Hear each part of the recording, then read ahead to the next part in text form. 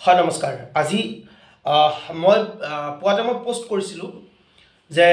সিটোপৰৰ প্ৰতিটো কথাৰ প্ৰতি উত্তৰ মই দিম আৰু গতিকে মই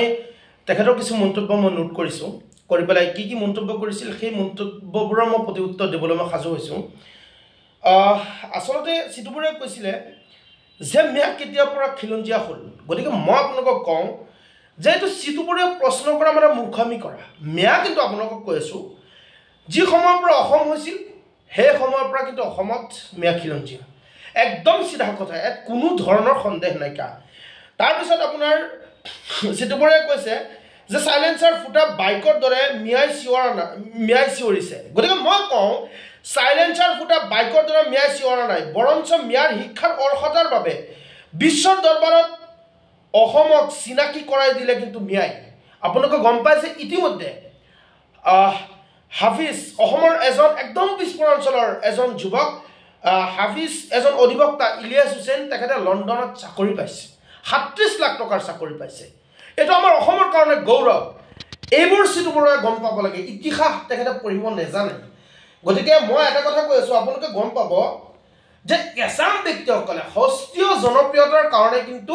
তেওঁলোকে কিছুমান আপত্তিকৰ মন্তব্য কৰে আৰু মই এটা কথা কৈ আছোঁ যে আমাৰ মিয়া মানুহখিনিক যদি কোনোবাই গালি দিয়ে ৰাতাৰাতি তেওঁলোকে নেতা হৈ যায় গতিকে মিয়াক যিমান সময়লৈকে কোনো ব্যক্তিয়ে গালি নিদিয়ে তেওঁলোকে কিন্তু নেতা হ'ব নোৱাৰে স্পষ্ট কথা মই সিটোপৰৰ প্ৰতিটো কথাৰ প্ৰতি উত্তৰ দিবলৈ মই আজি সাজু হৈছোঁ আৰু তাৰপিছত মোৰ কিছু প্ৰশ্নৰ প্ৰতি উত্তৰ যদি সৎসাহ থাকে সিটোপৰে দিব আৰু সিটোপৰৰ কিছুমান প্ৰশ্ন এইখিনি কম আপোনালোকে শুনিব যে তেখেতে কৈছে মিয়া কেৱল নিজৰ জীৱন জীৱিকা আৰু বাসস্থানৰ বাবে ডিঙিত গামোচা লৈছে গতিকে এইটো সিটোপৰে জানিব লাগে যে মিয়াই অসমীয়া আই মাতৃৰ সন্মান ৰক্ষাৰ্থে যুগে যুগে শ্বহীদ হৈছে মিয়া গামোচা ডিঙিত এনেই দিয়া নাই গতিকে এইবোৰ কথা তেওঁলোকে জানিব লাগে মই তেওঁলোকক আজি বেয়া ধৰণে মই কিন্তু প্ৰতি উত্তৰ দিবলৈ অহা নাই মই প্ৰত্যেকটো কথা নোট কৰিছোঁ মোৰ সময় নাই তথাপিও মই নোট কৰিছোঁ এই কাৰণেই যে তেওঁলোকে যি সময়ত নেকি আমাৰ অসমৰ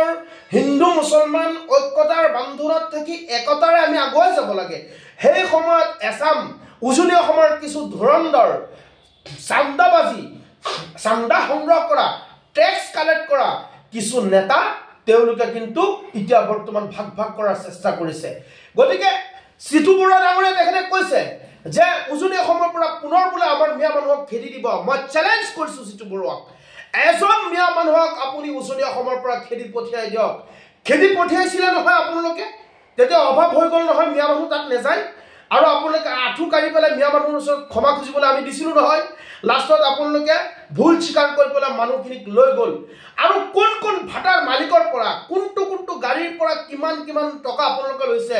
যদি মই মুখ খোলো কম এইসকল ব্যক্তি 3 বছৰৰ কাৰণে কিন্তু আপোনাৰ নিউজৰ ফ্ৰণ্টত তেওঁলোক নাহে মই চিধাকৈ কৈ দিছোঁ গতিকে আমাক গালি পাৰি যদি আপোনালোকে নেতা হ'ব বিচাৰিছে তেন্তে মই আপোনালোকক চেলেঞ্জ কৰিছোঁ সিটোপৰক মই আপোনাক আদৰণি জনাইছোঁ আপোনালোকে যদি সন্মান বিচাৰিছে ৰাইজৰ সন্মুখত যদি আপোনালোকে নিজক প্ৰতিষ্ঠা কৰিব বিচাৰিছে নগাঁৱলৈ আহক মই সন্মান জনাই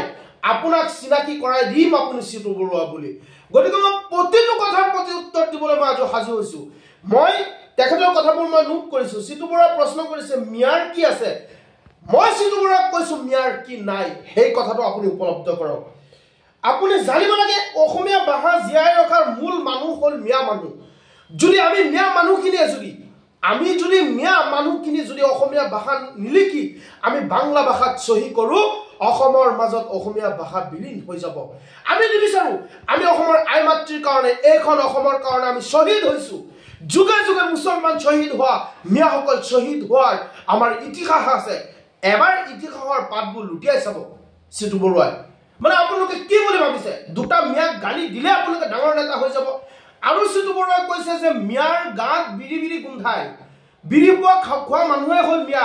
সিটোপৰে মই আপোনাক কৈছোঁ বিৰু খোৱা মানুহ মিয়া নহয় মিয়া বৰ্তমান ডক্টৰ ইঞ্জিনিয়াৰ অধিবক্তা হৈ পেলাই লণ্ডনত চাকৰি কৰা হ'ল আৰু আপোনালোকে যিসকল নেকি নেতৃত্ব বহন কৰিছে আপোনালোকে হিন্দু সমাজৰ যিসকলে চান্দাবাজি ধান্দাবাজি নেতাসকলে হিন্দু সমাজৰ নেতৃত্ব বহন কৰিছে এইসকলে কওক আপোনালোকে হিন্দু সনাতনী সমাজৰ কাৰণে অসমীয়া ৰাইজৰ কাৰণে অসমীয়া নিবনুৱা যুৱক যুৱতীৰ কাৰণে আপোনালোকে কি কৰিছে আপোনালোকে ভাল এখন স্কুল কৰবাত গৈ পেলাই তাত আপোনালোকে প্ৰতিনিধিত্ব কৰিব পৰা নাই এটি সংগঠন কৰি পেলাই পেটৰ কাৰণত যদি সংগঠন কৰি পেলাই আপুনি পেট চলাব খোজে এইসকল ব্যক্তিৰ দ্বাৰা এনে মন্তব্য হ'ব মই আৰু কেইটা প্ৰশ্নৰ উত্তৰ আপোনাক দিম মই কৈছো যে আসলতে কি জানে মানে কিছুমান শব্দ ভাষা তেওঁলোকক ক'ব নোৱাৰি মিয়াৰ যেতিয়া নেকি উন্নতি দেখা পায় এইসকল ব্যক্তি মিয়াৰ উন্নতি দেখিলে তেওঁলোকৰ কিন্তু গা জ্বলে গতিকে মই তেওঁলোকক প্ৰশ্ন কৰো যে মিয়া জনগোষ্ঠীৰ কথা যদি আমি কওঁ তেনেহ'লে আপোনালোকৰ গা কিয় জ্বলে আমাক গালি দিব মিয়া আমি মানুহখিনি যেতিয়া গামোচা ডিঙিত লৈ পেলাই আমি আত্মসন্মান জনাম গামোচাক শ্ৰদ্ধা ভক্তি কৰিম হীৰাদিত্যৰ দৰে এজন ব্যক্তি গামোচাক দুচাও কৰি বাংলা গামোচাৰ লগত এটাচ কৰি পেলাই ইয়াত কৰি পেলাই যেতিয়া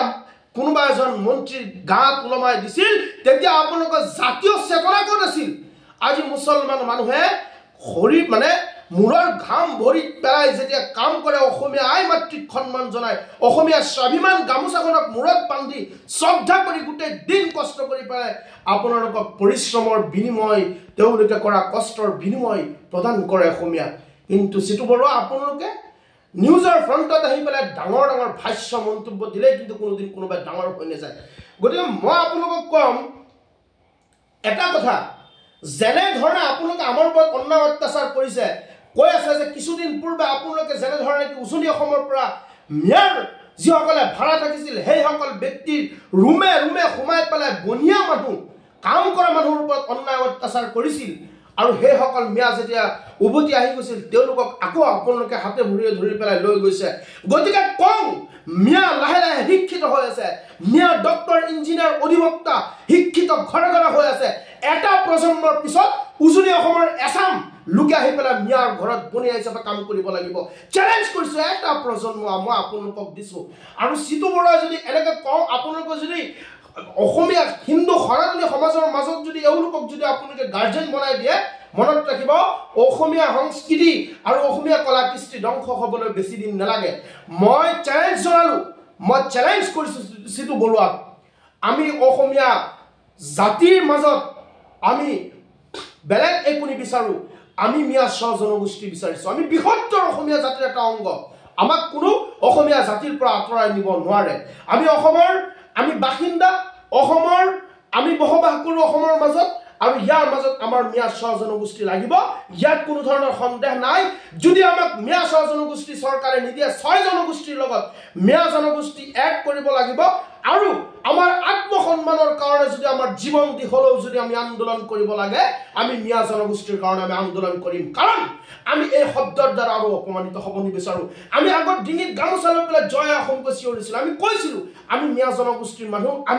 আমি অসমীয়া বৃহত্তৰ অসমীয়া জনগোষ্ঠীৰ মানুহ আমি অসমীয়া পৰিচয় দিওঁ তেতিয়া আপোনালোকে উপলব্ধ কৰিছিলে যেতিয়া মিয়া জনগোষ্ঠী বিচাৰিছো তেতিয়া উপলব্ধ কৰিছিলে এতিয়া মিয়া সম্প্ৰদায় আমি একগোট হৈ আমি সংগ্ৰাম কৰাৰ সময় আমি ৰাজপথ অৱৰোধ কৰি পেলাই আমাৰ প্ৰাপ্য অধিকাৰ আত্মসন্মান ঘৰাই পোৱাৰ কাৰণে আত্মসন্মান আমি জীয়াই থকাৰ কাৰণে আমি আমাৰ অধিকাৰ বিচাৰি আমি আন্দোলন কৰিম ইয়াত সিটো বৰুৱা আৰু কিছুমান লেটু চিঙা নেতাই আমাক কেতিয়াও আমাক প্ৰতিৰোধ কৰিব নোৱাৰে আমাৰ আন্দোলন অব্যাহত থাকিব